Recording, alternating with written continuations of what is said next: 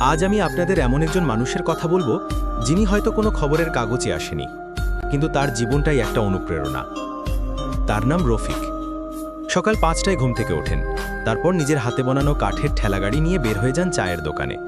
তার দোকান বলতে একটা পলিথিন দিয়ে মোড়া টিনের ছাউনি আর একটা পুরনো চুলা। 15 বছর ধরে চা বিক্রি করছেন, প্রতিদিন 12 থেকে 14 ঘন্টা কাজ করেন। আমি একদিন জিজ্ঞেস করেছিলাম, কাকা আপনি তো অনেক কষ্ট করেন, কখনো ক্লান্ত লাগে না? তিনি হেসে বলেছিলেন, বাবা ক্লান্তি তো আসেই, কিন্তু আমার মেয়ে মেডিকেলে পড়ে আর ছেলে কলেজে, ওদের মুখের হাসিটাই আমার শক্তি।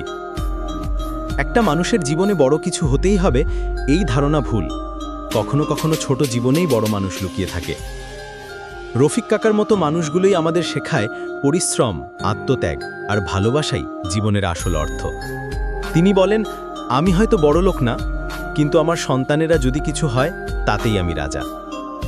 আজ রফিক কাকার চায়ের দোকানে দাঁড়িয়ে আমি ভাবছিলাম, আমরা অনেকেই একটু সুযোগ না পেলে হাল ছেড়ে দিই, কিন্তু রফিক কাকা হাল ছাড়েননি।